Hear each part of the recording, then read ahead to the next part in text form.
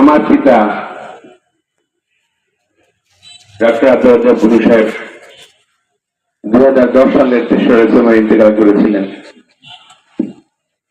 ঠিক তার 16 বছর পরে তারই সহধর্মণী আমার প্রাণের মা আমাদের করে চলে গেছে।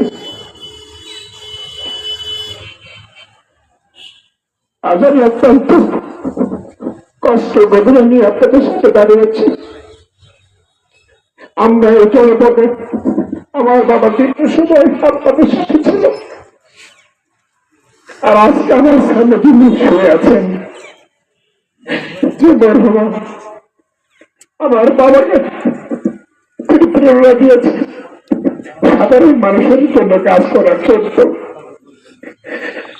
আমরা 5 ভাই 1 বোন। আমার ভগ্নিপতি এখানে দাঁড়িয়ে আছে, একমাত্র আমার ভগ্নি। গতকাল রাতে আমার ভাইকে ফোন করেছিলাম, আমার ভাই আসার কথা ছিল, পরিতাপের বিষয় আমার ভাই টিকিট পান নাই, আমার বড় ভাই যেন আসতে পারে না। কিন্তু আমার মা নেতৃত্বে ছিলেন, কোরআনে ছিলেন, কোনদিন নিচে কিছু জাহির করে দেয়। মেয়েদের কোন মানুষ বলতে পারবো না যে আমার মাকে কোনদিন কেউ ভাবে দেখছে। আমার মা গাছড়া নিবাসী মরহুমাত্র খালেক মিয়ার মেয়ে, তার মেজ মেয়ে।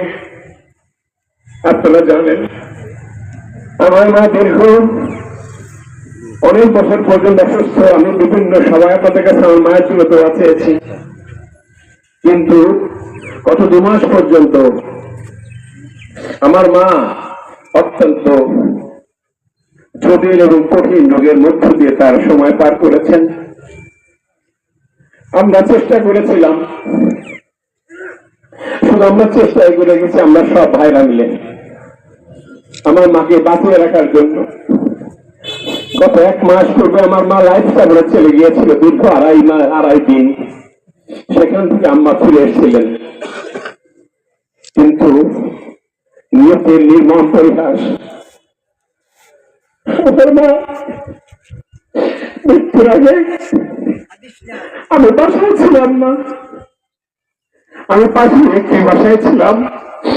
আমার মেয়েকে বলল রুবেলকে ডাক দে, রুবেলকে খবর দে।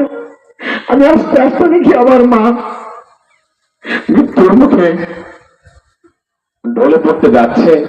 আমি আমার মাকে মুখে পানি দিলাম, আমার স্ত্রী আমার কন্যা সন্তানরাও আমার মাকে মুখে পানি দিল। আল্লাহর ডাকে আমার মা পৃথিবী ছেড়ে গতকাল 10:41 আম্মা ইন্তেকাল করেন। প্রিয় এলাকাবাসী, আজকে আমি আপনাদের কাছে বলতে চাই, শুধু আমি আমার মায়ের জন্যই না, আমার পরিবার, আমরা যদি আপনাদের কাছে কখনো কোনো অন্যায় করে থাকি, আপনাদের চাই যে আমি এবং আমার পরিবার, আমার বাবা এবং আমার মা এই মূলাতে কোনো মানুষের কোনোদিন সামান্যতম ক্ষতি করে নাই। তারপরেও যদি আমার মায়ের আচরণে, আমার মায়ের কথাবার্তায় কেউ যদি কষ্ট পেয়ে থাকেন, আমার মাকে আল্লাহর রাস্তায় ক্ষমা করে দিবেন। আমার মা অত্যন্ত একজন সজ্জন মানুষ ছিল, ধার্মিক মানুষ ছিল।